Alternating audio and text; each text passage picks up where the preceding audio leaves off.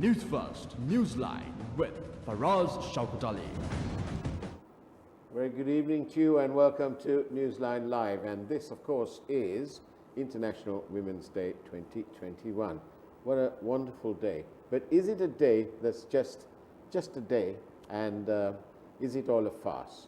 Let's find out. We've got here with us in the studio today a person who's probably eminently qualified to talk on the subject. Professor Hemamali Gunatilaka is here, and I'm going to let Professor tell you exactly what it is she does at the university. Very good evening to you, Professor. Very good evening, Would you Faraz. tell us what it is that you do at the university, please? Yes, so I'm attached to the Department of Business Administration and work as a professor. At the same time, I work as the director for the Center for Gender Equity and Equality of University of Sri Javadhanapura. Right, excellent. And obviously today is International Women's Day. Is this just a title? Because when I look at Sri Lanka, I see that we are, the ladies of our country are sort of terribly underrepresented. We have, I believe, 12 members of parliament. There was some sort of attempt to bring a minimum amount of ladies into the provincial councils. I don't particularly think that that worked very well. When we look at the corporate sector, apart from a handful, I think 10 fingers is enough to count them. We have outstanding people who've been in the corporate sector. And when we look at entrepreneurs, again, I think maybe just 5 fingers is enough to count. I might be wrong. There are enough laws, but it doesn't seem to be implemented. Or why is it? What is holding back the ladies of Sri Lanka from coming forth? We had the first woman prime minister, the first woman president. And so why haven't they inspired that? Yes, very good question for us.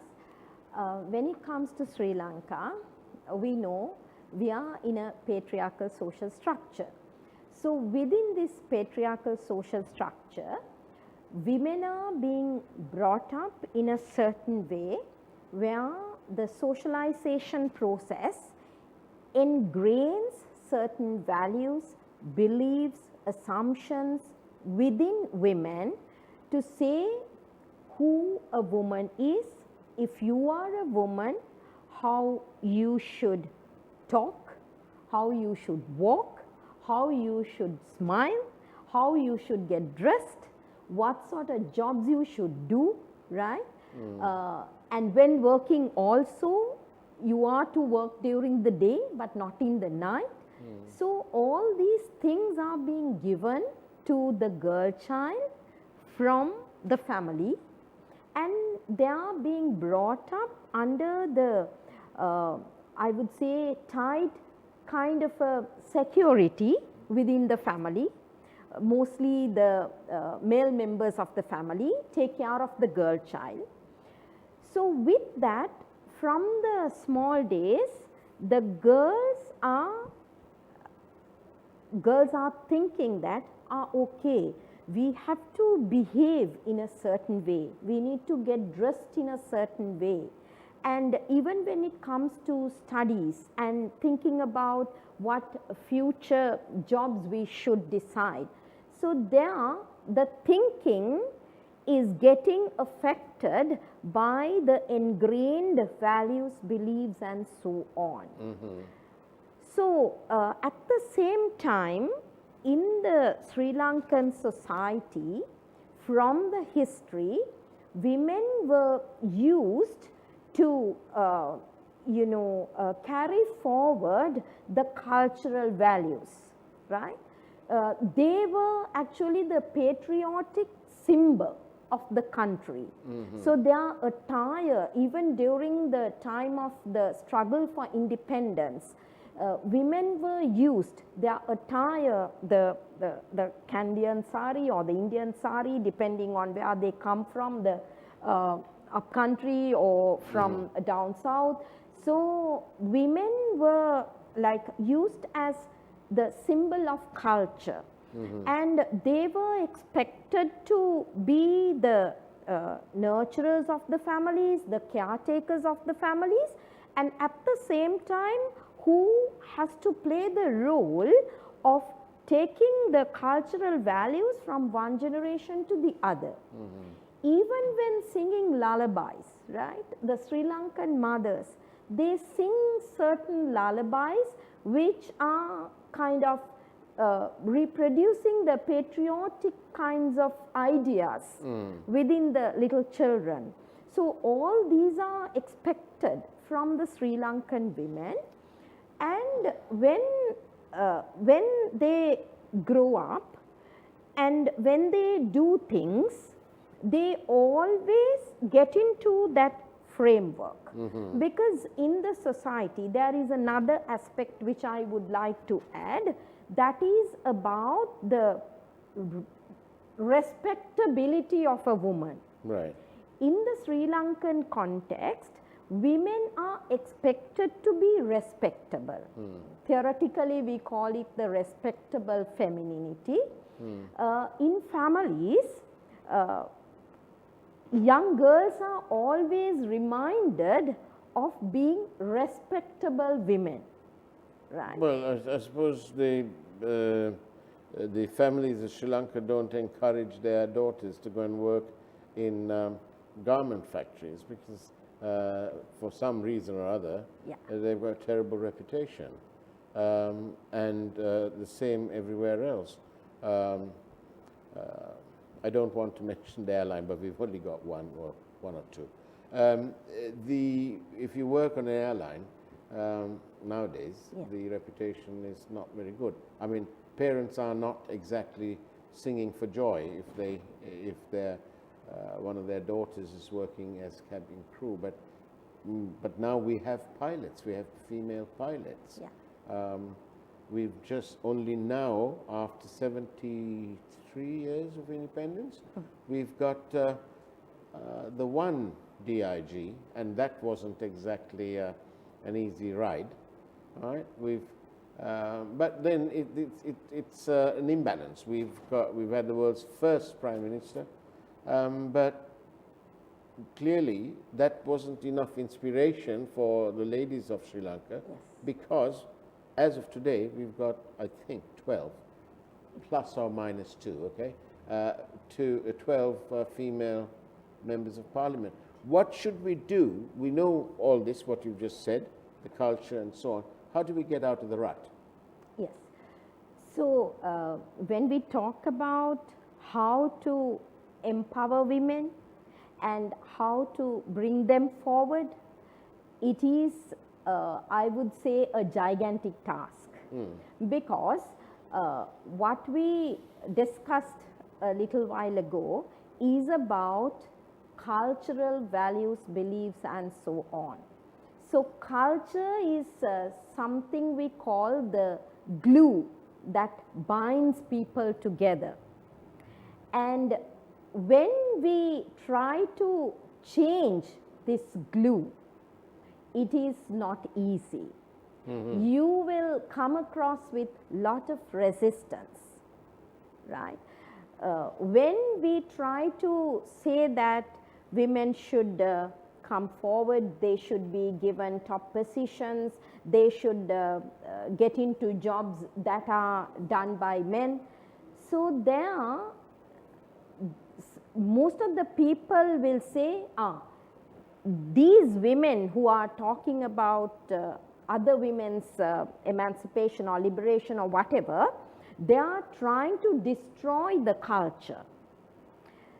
But those who are saying that, they don't realize how much of an impact is there on the lives of women because of this prevailing cultural values, norms, beliefs, and so on.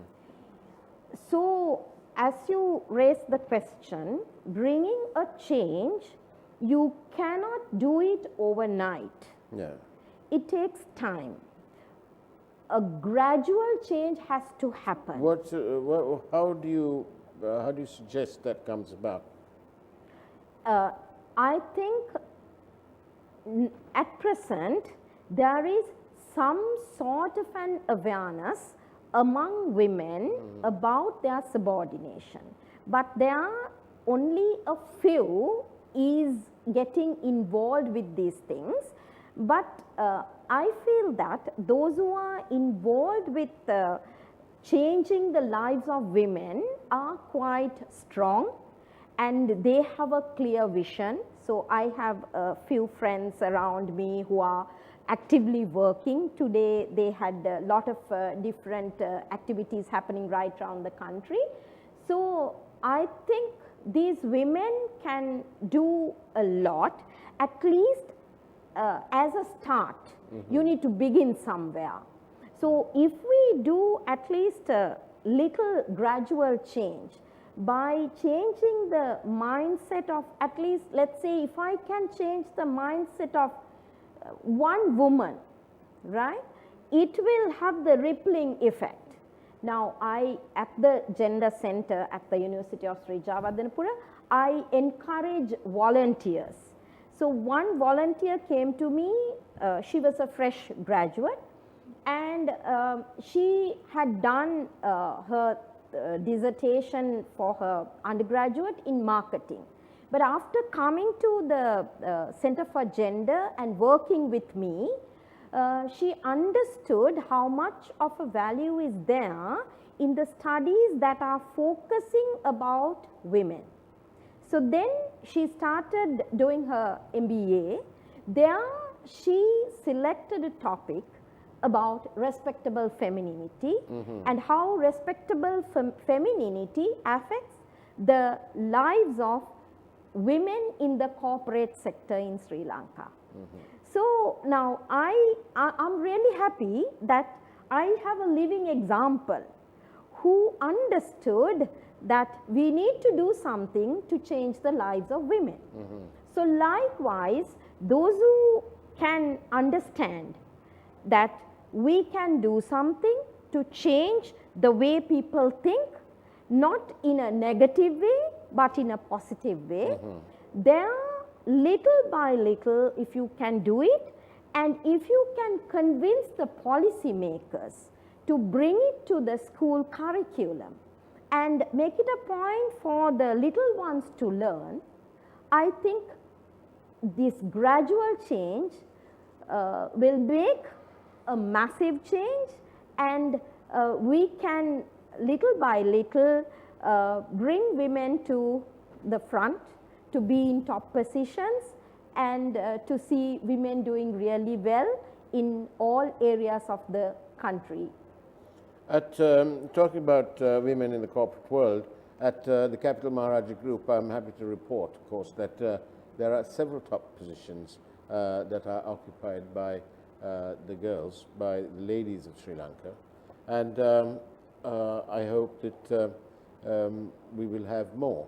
I'm sure the powers that be perhaps listening in on this, but we are a privately held group, and our shareholders can do as they deem fit. But nevertheless, they are committed to equality across the table. How can the government jumpstart this? Because if we wait, I fear that we'll be waiting forever, like most other things in government. Are you all for a rule to say that in government-owned businesses we must have X amount of females in? Rather like, you know, when South Africa made the transition from apartheid into proper democracy.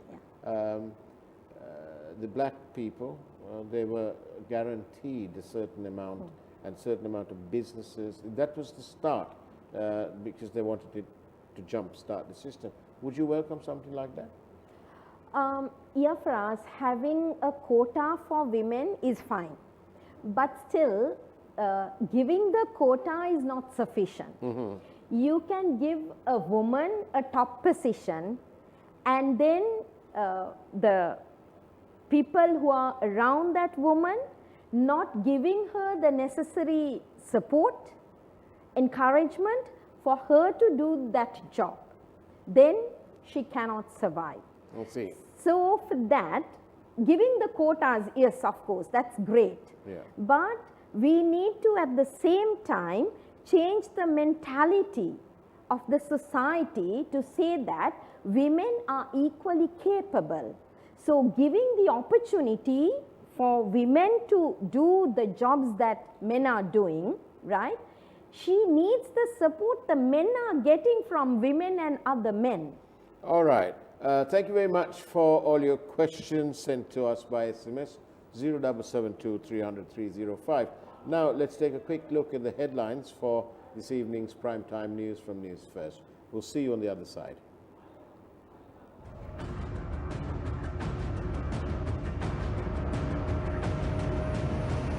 News First, Newsline with Faraz Shauketaly.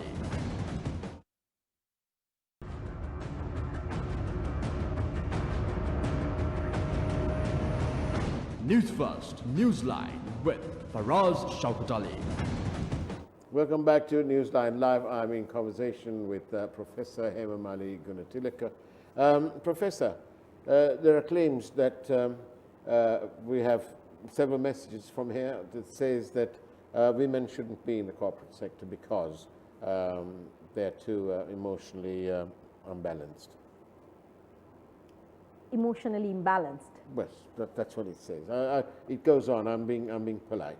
Okay, right. They are gossipy. They are troublemakers and so on. True?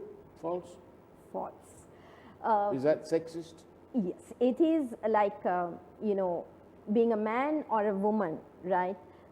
If your character is that, you will go on doing it. Irrespective of being a man or a woman, it's your character, Yeah. right? So there are men as well as women who are into this caliber. So within, like, I don't agree with the fact that women bring trouble and women create chaos in the corporate sector. Because now without women, can they run organizations? Can the world of work survive without women?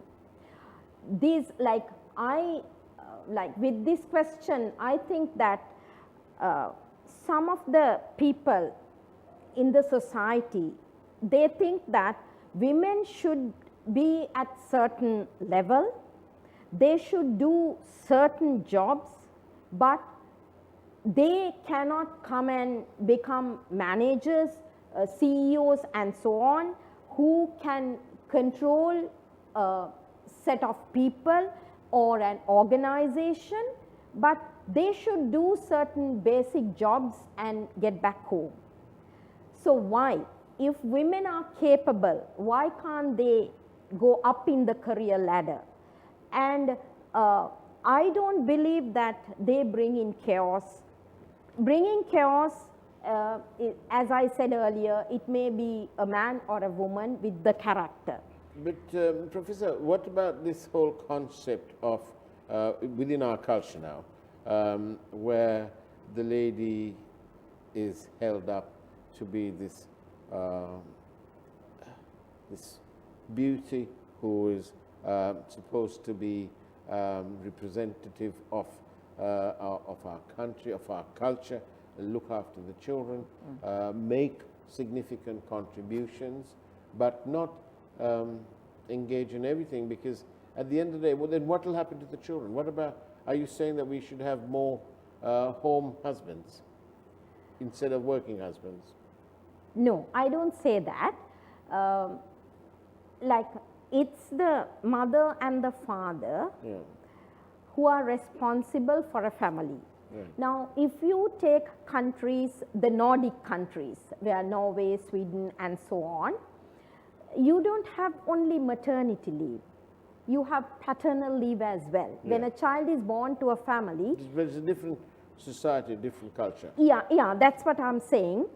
So in the world, if there are such examples, so there also we have men and women, right? So why not we take good things from other countries, right?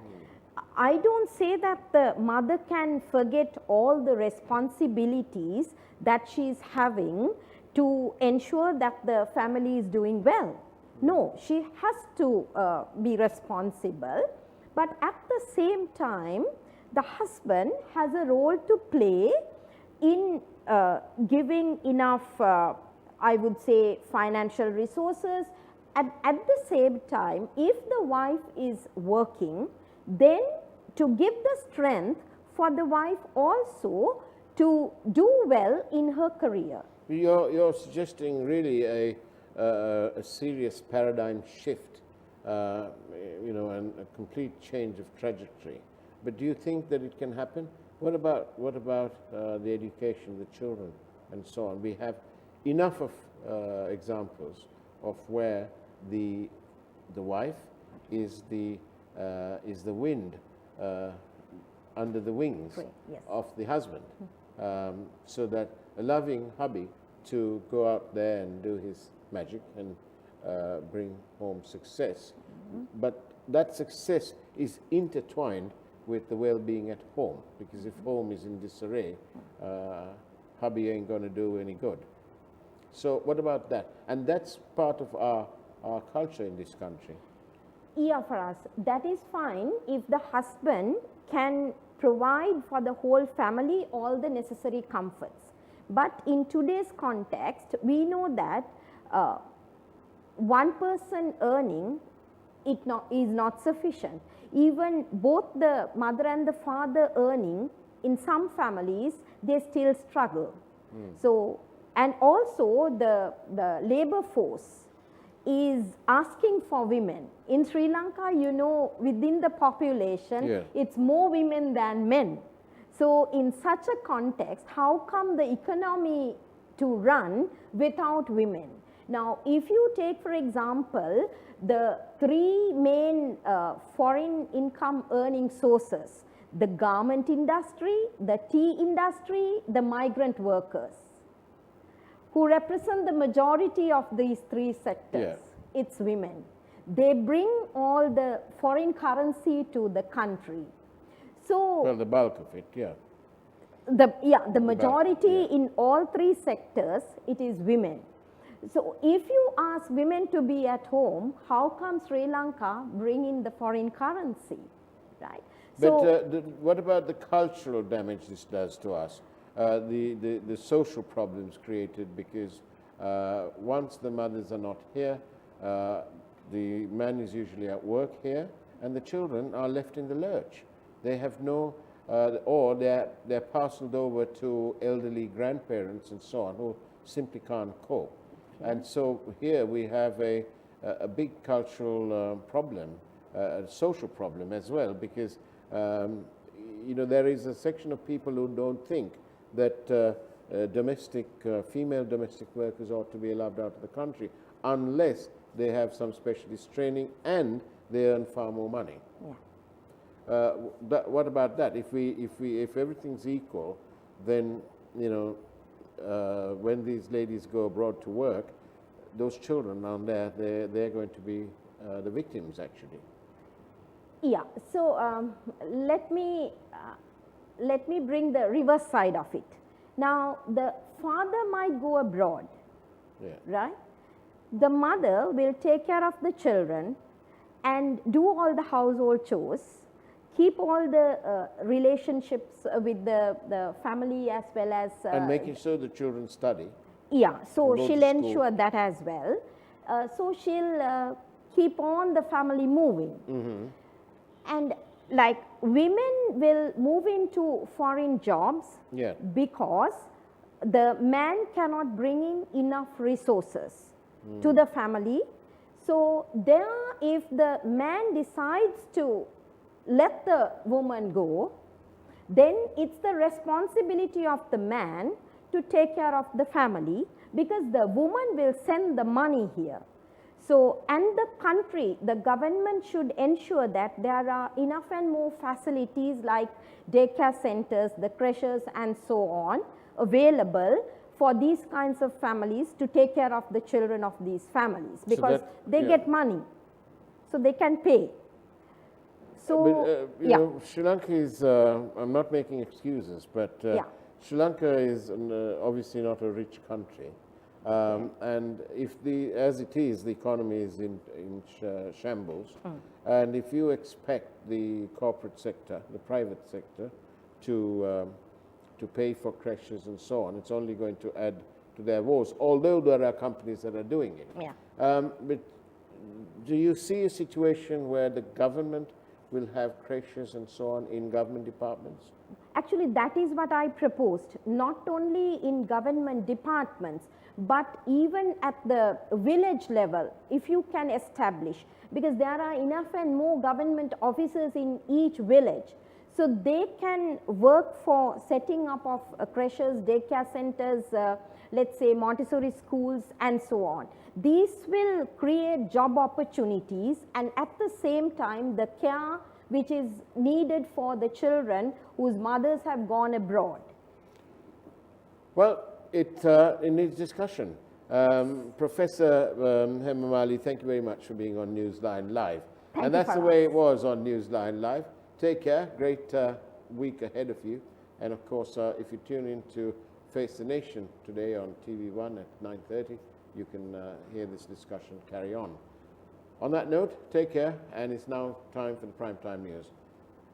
God bless.